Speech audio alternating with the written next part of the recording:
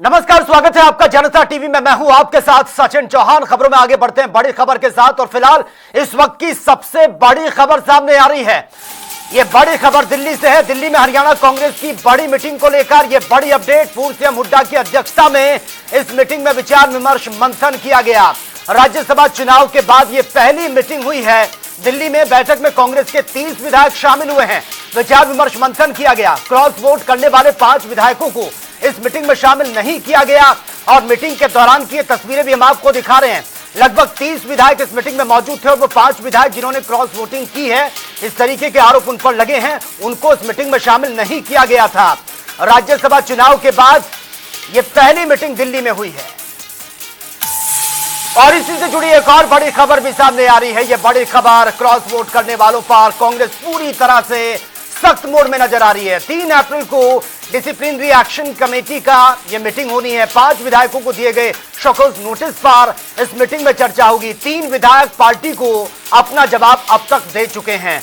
Cross voting करने वालों पर कांग्रेस अपना सख्त रुख अपना रही है और अब 3 अप्रैल को एक और मीटिंग होनी है, डिसिप्लिनरी एक्शन कमेटी की मीटिंग, जिसमें 5 विधायकों को जो शोकॉज नोटिस दिए गए हैं इसी पर ही चर्चा की जाएगी। और आपको यह भी बता दें कि 5 विधायकों में से 3 विधायकों ने जो है वो अपना नोटिस का जवाब दे दिया है, अपनी बातों को उन्होंने रखा है। तो फिलहाल ये बड़ी खबर से आपको अपडेट करा रहे हैं। और आज दिल्ली में जो ये बैठक हुई है, कांग्रेस के तमाम विधायक जो फिलहाल अपडेट निकलकर सामने आ रही, लगभग 30 विधायक कांग्रेस के इस मीटिंग में मौजूद थे।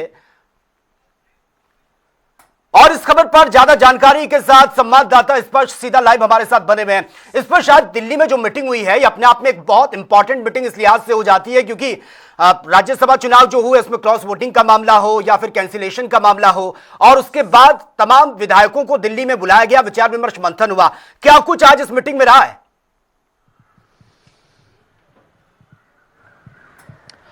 देखिए, विधायक दल की बैठक हुई है। इस बैठक में कई सारे मसलों को लेकर चर्चा हुई है। किसानों के संदर्भ में चर्चा हुई, जो क्रॉस वोटिंग करने वाले विधायक हैं उनके संदर्भ में चर्चा हुई, और जो नवनिर्वाचित राज्यसभा सांसद हैं करमवीर सिंह वोद, उनको जो है तमाम जो विधायक हैं उनसे इंट्रोड्यूस जो है औपचारिक रूप से जो है कराया गया। इस बैठक में नेता विपक्ष भूपेंद्र सिंह हुड्डा रहे, प्रदेश अध्यक्ष राव नरेंद्र सिंह रहे, और उसके अलावा करीब 30 विधायक जो है इस बैठक में पहुंचे थे। 2 विधायकों को अगर हम छोड़ दें, उनके अलावा तमाम जो विधायक हैं वो इस बैठक में पहुंचे थे। 2 विधायकों के नाम बात करें तो पूजा चौधरी और विनेश फोगाट, ये 2 विधायक जो है इस बैठक में नहीं पहुंचे थे।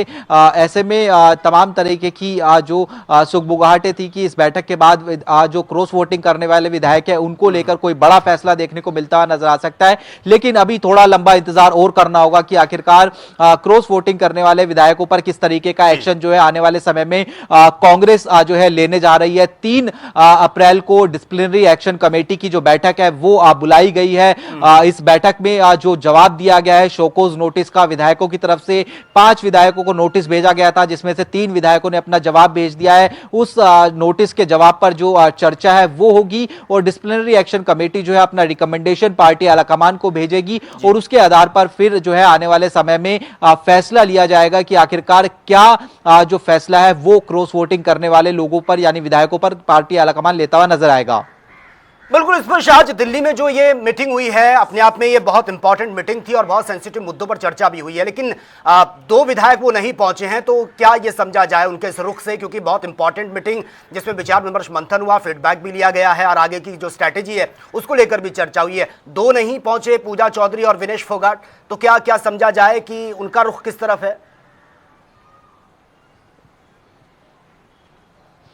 देखिए, जो 2 विधायक इस बैठक में नहीं पहुंचे हैं उनको लेकर हमने जो प्रदेश अध्यक्ष है राव नरेंद्र सिंह, उनसे बातचीत भी की थी। उन्होंने कहा कि उन्होंने पहले ही बता दिया था, व्यक्तिगत कारण रहे हैं जिसके कारण ये जो 2 विधायक हैं वो इस बैठक में नहीं पहुंचे हैं। इसके अलावा एक बार फिर से ये स्थिति स्पष्ट कर दी गई है जिस तरीके से विधायकों ने जो जवाब दिया और उसमें लिखा कि जो है कि उनकी तरफ से क्रॉस वोटिंग नहीं की गई है और जो है को फंसाने का जो आरोप है वो विधायक लगाते हुए नजर आ रहे थे। लेकिन हरियाणा कांग्रेस के प्रदेश अध्यक्ष राव नरेंद्र सिंह उन्होंने स्पष्ट कर दिया एक बार फिर से जनता टीवी पर एक्सक्लूसिवली कि जो नेता विपक्ष है और जो प्रभारी है बीके हरिप्रसाद, चूंकि वो दोनों एजेंट थे, उन्होंने तमाम विधायकों को जो है देखा है कि किस तरीके से जो वोट है वो जो है डाला गया था, यानी उन्होंने स्पष्ट किया कि यही 5 वो नाम है जिनको लेकर जो है क्रॉस वोटिंग के आरोप जो है वो लगे हैं, ठीक है, और उन पर जो है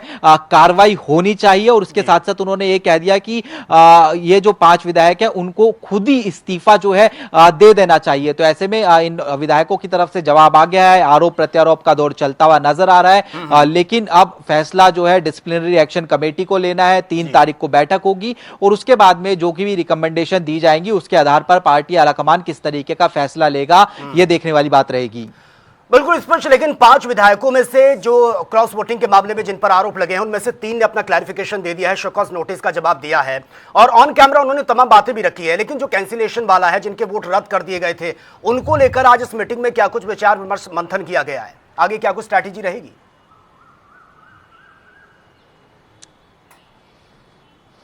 देखिए, वोट कैंसिल को लेकर अभी तक कोई स्थिति स्पष्ट नहीं है। लगातार अलग अलग विधायक अलग अलग समय पर ये जरूर उठाते हुए नजर आ रहे थे कि केवल क्रॉस वोटिंग ही क्यों, जो इनवैलिड वोट है उनको लेकर चीजें स्पष्ट क्यों नहीं की जा रही है, क्योंकि कांग्रेस में पहले से ये डर था कि कांग्रेस में इस तरीके के हालात बन सकते हैं, क्रॉस वोटिंग इनवैलिड वोटिंग देखने को राज्यसभा चुनाव में मिल सकती है। इसलिए हमने देखा कि कांग्रेस ने बड़ी प्लानिंग करते हुए अपने विधायकों को हिमाचल ले जाने का काम किया और उसमें कहा गया कि विधायकों को जो ट्रेनिंग है वो राज्यसभा चुनाव के जो वोटिंग है उसके लिए दी जा रही है। लेकिन उसके बावजूद अगर इनवैलिड वोट होते हैं तो उसकी स्थिति क्यों स्पष्ट नहीं की जा रही है, इसको लेकर अभी भी जो सवाली निशान है वो उठता हुआ यानी बना हुआ जो है नजर आ रहा है। और सीधे तौर पर जिन विधायकों पर आरोप लगाए गए हैं क्रॉस वोटिंग के, वो भी यही कह रहे हैं कि उन्होंने जो है अपना वोट कांग्रेस के प्रत्याशी के संदर्भ में ही जो है कास्ट किया था, लेकिन जो है उन्हें जो है फंसाने का जो काम है वो साजिशन जो है किया जा रहा है। तो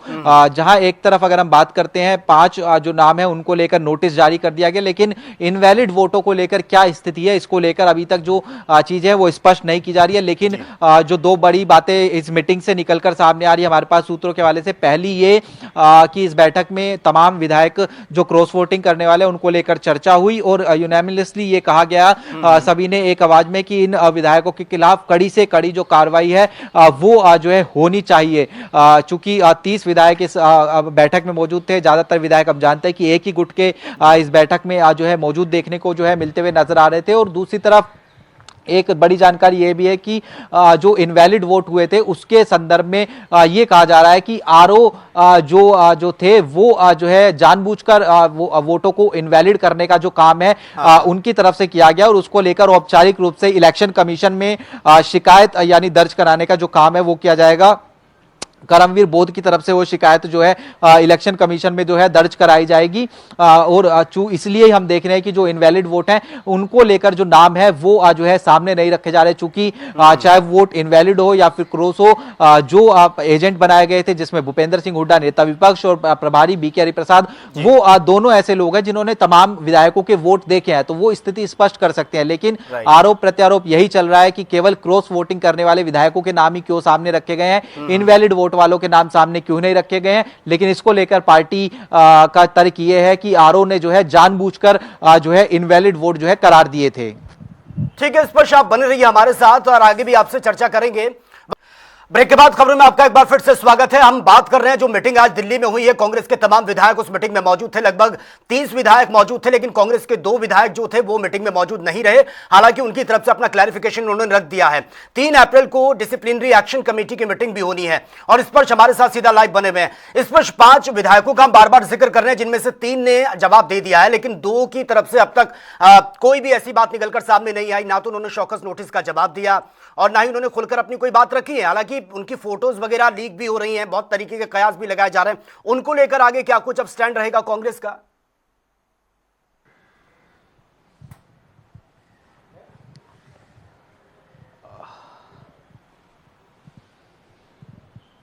एक बार अपना सवाल फिर से दोहराएंगे। इसमें जो 5 विधायक हैं क्रॉस वोटिंग को लेकर जिनको शौकस नोटिस दिया गया था, उनमें से 3 ने अपना क्लैरिफिकेशन दे दिया है, उसका जवाब दे दिया, लेकिन 2 ऐसे हैं जिन्होंने विद इन 7 डेज में जवाब देना था, नहीं दिया। अब तक कोई बात निकलकर सामने नहीं आई है। फोटोज वगैरह काफी लीक हुई हैं, तमाम तरीके के कयास लगाए जा रहे हैं। पार्टी की तरफ से, कांग्रेस की तरफ से क्या कुछ स्टैंड अब आगे लिया जाएगा उन 2 के खिलाफ?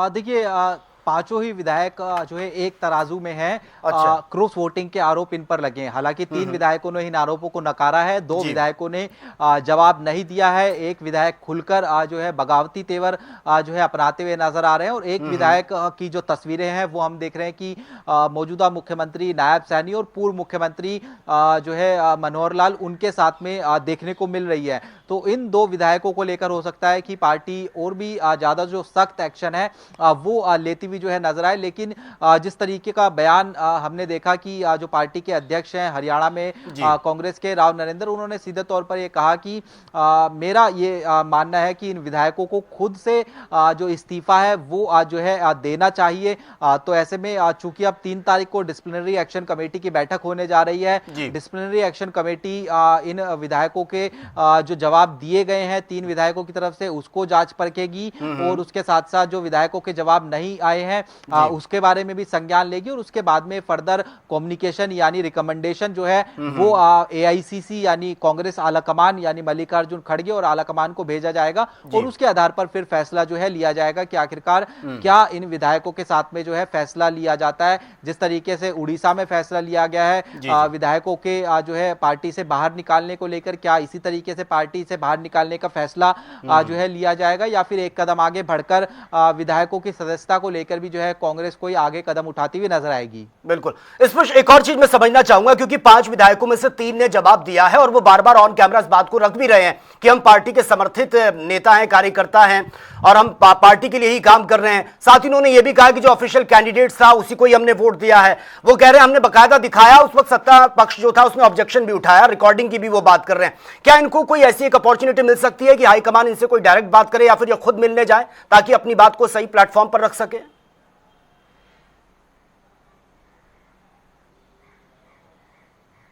देखिए अभी जो है शोकोज नोटिस का जवाब इन विधायकों की तरफ से यानी 3 रेणु बाला, शैली चौधरी और जरनैल सिंह, इन 3 विधायकों की तरफ से अपना जवाब दे दिया गया है। और जिस तरीके से कहा जाता है कि इनमें से 2 विधायक जो है वो एक गुट के माने जाते हैं, तो अभी इंतजार किया जा रहा है कि आखिरकार जो जवाब दिया गया है जिसमें ये कहा गया कि कांग्रेस समर्थित उम्मीदवार को ही इन्होंने अपना वोट दिया, साजिशन इनको फंसाने का काम जो है किया जा रहा है। इन विधायकों में से जो 3 नाम हमने बताए उसमें से एक विधायक ने यह तक कहा कि उन्होंने अपना वोट भूपेंद्र सिंह हुड्डा नेता विपक्ष को दिखाया था, बीजेपी उनका वोट जो है इनवैलिड करार देना चाहती थी, लेकिन भूपेंद्र सिंह हुड्डा ने उनकी जो लड़ाई है वो आज जो है